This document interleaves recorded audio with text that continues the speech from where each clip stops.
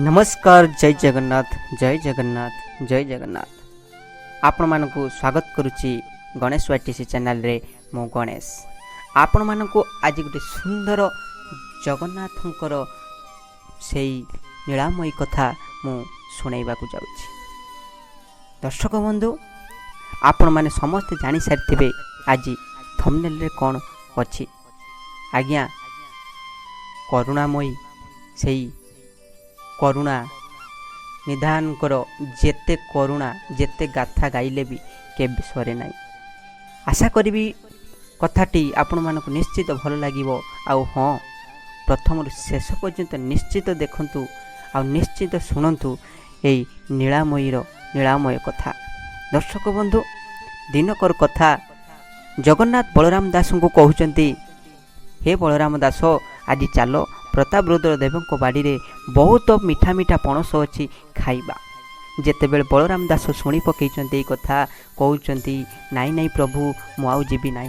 ना काहे रे जीवनी ना कारण मु बहुत बार तम सहित जाइची आपण सहित जाइची किंतु माड़ खाइची मु आउ से भूल करिबि नाही। किंतु ये करुण निधान ये मायामय ठाकुर तांको कथारे बलराम दास पड़ी जाइचंती एवं से माने कौन है ना जाइचंती पणस खाइबा को।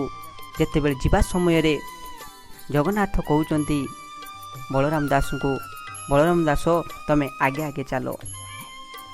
बलराम दास कहउचंती, नहीं प्रभु मो आगे आगे जीवी नाही।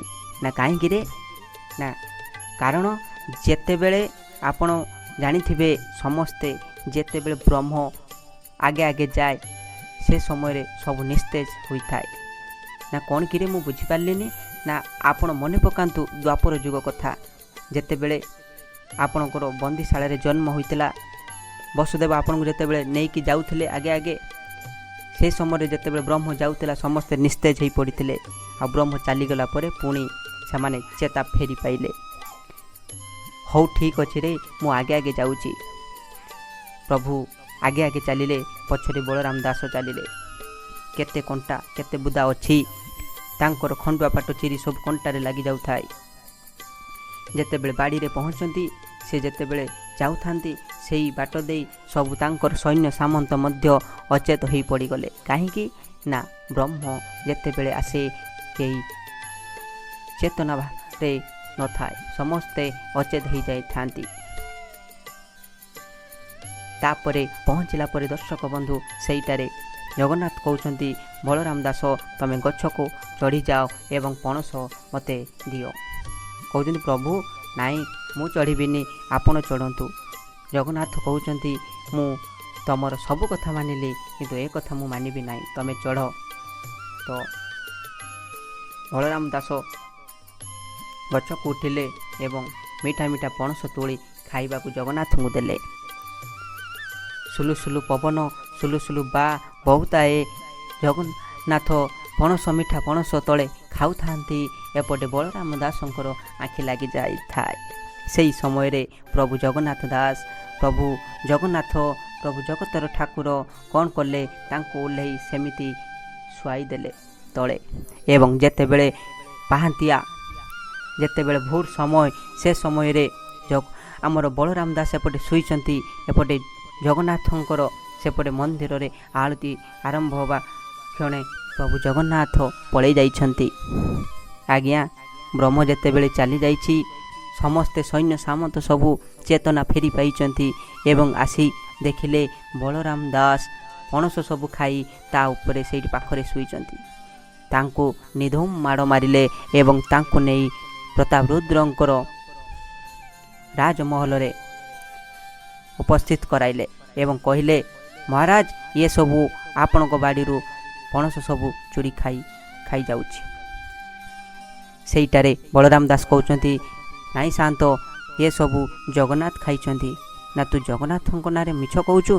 नाई मो मिछ कहू नाई, मो आपण को प्रमाण दे पारे। ना कौन प्रमाण? ना चलतु श्रीमंदिर को। आज्ञा श्रीमंदिर रे जेतेबेले देखिले जगन्नाथंकर खंडुआ पाटरे सबू कपड़ा चिरी जाइछि। तापरे प्रताप रुद्र देव को नहीं आसिले से खंडुआ पाट से चिरा अंश सब कंटा बुदारे लगी जाइछि। ପ୍ରତାପ ରୁଦ୍ରଦେବ ଖଣ୍ଡୁଆ ପାଟକୁ ଚିହ୍ନି ପକାଇଲେ ଏବଂ ତାଙ୍କର ଆଖିରୁ ଅଶ୍ରୁ ଧାର ପଡ଼ିଯାଉଥାଏ ଏବଂ କହୁଥାଏ, ଧନ୍ୟ ତମେ ବଳରାମ ଦାସ, ତମେ ମହାପ୍ରଭୁଙ୍କର ସାଙ୍ଗରେ ତମେ ସବୁବେଳେ ନୀଳାଖିଳା କରୁଛ, ଧନ୍ୟ ତମେ ବଳରାମ ଦାସ। ଆଜ୍ଞା, ସେଇଟାରେ ବଳରାମ ଦାସ ଏଇଥର କହୁଛନ୍ତି, ଗୋଟିଏ ଖଣ୍ଡେ ବାଡ଼ି ନେଲେ ଏବଂ ଜଗନ୍ନାଥଙ୍କୁ କହୁଛନ୍ତି, ପ୍ରଭୁ ମୁଁ ଆଜି ଆପଣଙ୍କୁ ବାଡ଼େଇବି। ନା କାହିଁକିରେ? ନା ତମ ପାଇଁ ମୁଁ ମାଡ଼ ଖାଉଛି। ଆଜି ତମ ପାଇଁ କେତେ ମୁଁ ମାଡ଼ ଖାଇଲି ସୈନ୍ୟ ସାମନ୍ତଙ୍କ ପାଖରୁ। ଦେଖ ମୋର ପିଠିରେ ଦାଗ ବସିଯାଇଛି।